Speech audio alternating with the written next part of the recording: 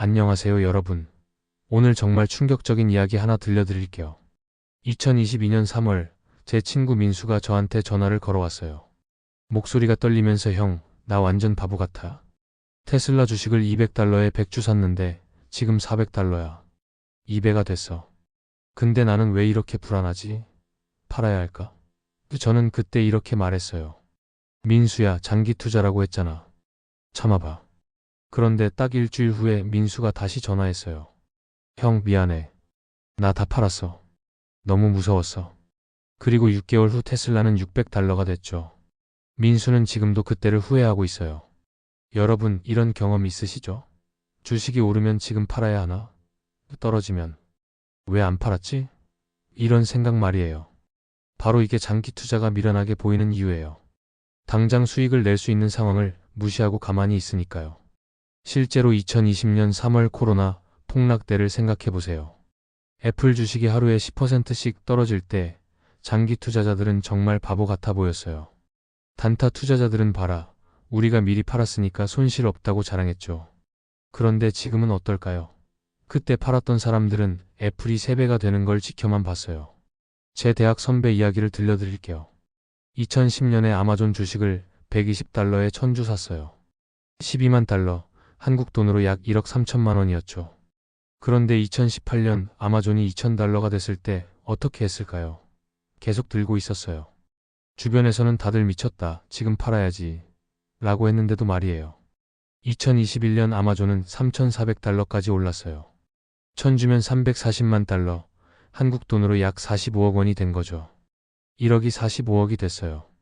하지만 솔직히 말하면 주식이 50% 떨어질 때에 그 마음은 정말 지옥 같아요.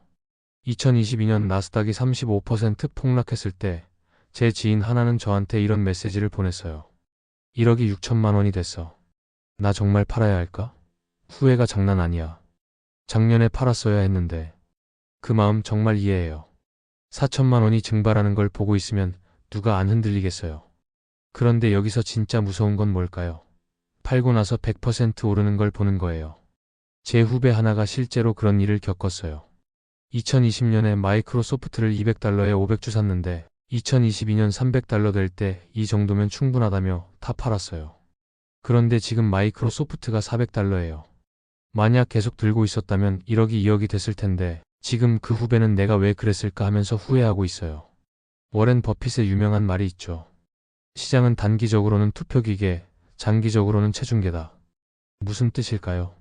단기적으로는 사람들의 감정과 분위기가 주가를 좌우하지만 장기적으로는 결국 기업의 진짜 가치가 주가에 반영된다는 뜻이에요. 실제로 S&P 500 지수를 보면 1950년부터 2023년까지 연평균 수익률이 약 10%예요. 하지만 이 기간 동안 몇 번의 대폭락이 있었을까요? 1973년부터 1974년 오일 쇼크 때 45% 폭락, 2000년부터 2002년 닷컴 버블 때 49% 폭락, 2007년부터 2009년 금융위기 때 57% 폭락, 2020년 코로나 때 34% 폭락. 매번 이번엔 진짜 끝이다라고 했지만 결국 다 회복하고 새로운 고점을 찍었어요. 제 아버지가 1995년에 코카콜라 주식을 샀어요. 그때 주가가 16달러였는데 1999년에 88달러까지 올랐어요. 5배가 오른 거죠. 주변에서는 아버님 지금 팔아야죠 라고 했는데 아버지는 이 회사는 앞으로도 계속 성장할 거야 라며 안 팔았어요. 2000년 닷컴 버블 때 48달러까지 떨어졌을 때도 2008년 금융위기 때 37달러까지 떨어졌을 때도 계속 들고 계셨어요. 지금 코카콜라 주가는 60달러예요. 28년 동안 약 4배가 오른 거죠. 배당까지 합치면 수익률이 더 높고요. 여기서 중요한 건 배당이에요. 코카콜라는 61년 연속으로 배당을 늘려주고 있어요. 처음에 연 2%였던 배당 수익률이 지금은 투자 원금 대비 15%가 넘어요. 주식을 오래 들고 있으면 이런 마법 같은 일이 일어나는 거예요. 하지만 장기 투자가 쉬운 건 아니에요. 2018년 페이스북이 개인정보 유출 사건으로 220달러에서 140달러까지 36% 폭락했을 때 정말 많은 사람들이 페이스북은 끝났다며 팔았어요. 그런데 지금 메타 페이스북은 500달러예요. 그때 산 사람들은 3.5배 수익을 본 거죠. 제 친구 중에 정말 대단한 사람이 있어요. 2009년 애플을 15달러에 1000주 샀어요. 15,000달러, 한국 돈으로 약 1,800만 원이었죠. 2012년에 100달러가 됐을 때, 2015년에 130달러가 됐을 때, 2020년에 400달러가 됐을 때도 계속 들고 있었어요. 지금 애플은 180달러인데 주식 분할을 감안하면 실제로는 15달러가 720달러가 된 거예요.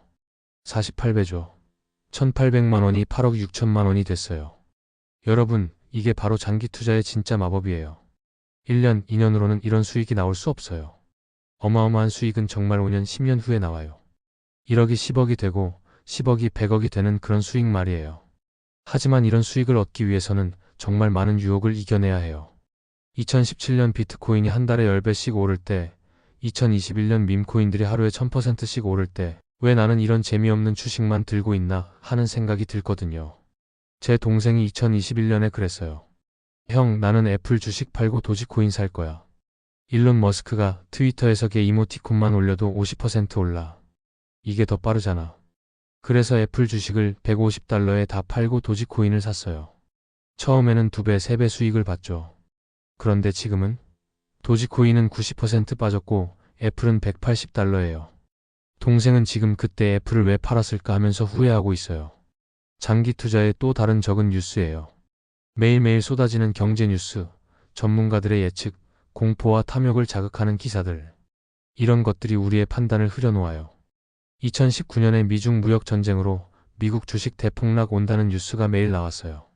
그때 팔았던 사람들은 2020에서 2021년 대상승을 놓쳤죠.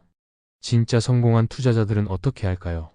피터 린치는 내가 소유한 기업이 무엇을 하는지 10분 안에 설명할 수 없다면 주식을 사지 말라고 했어요. 그리고 좋은 회사를 합리적인 가격에 사서 오래 들고 있어라고 했죠. 실제로 1990년부터 2020년까지 30년간 S&P 500에 투자했다면 연평균 수익률이 10.5%예요. 1,000만 원이 1억 8천만 원이 되는 거죠. 하지만 이 기간 동안 최고의 수익률을 기록한 20일을 놓쳤다면 연평균 6.1%로 떨어져요. 최고의 40일을 놓쳤다면 2.4%예요. 이게 바로 시장에 계속 머물러 있어야 하는 이유예요. 제 할아버지가 1980년에 제록스 주식을 사셨어요. 당시에는 폭사기로 유명한 회사였죠. 하지만 PC와 인터넷이 나오면서 제록스는 점점 뒤처졌어요. 주변에서는 할아버지, 이 주식은 이제 안 돼요 라고 했지만 할아버지는 좋은 회사니까 기다려보자고 하셨어요. 결과는 40년간 들고 계시는데 배당만으로도 투자 원금을 다 회수하셨어요. 주가도 7배가 올랐고요.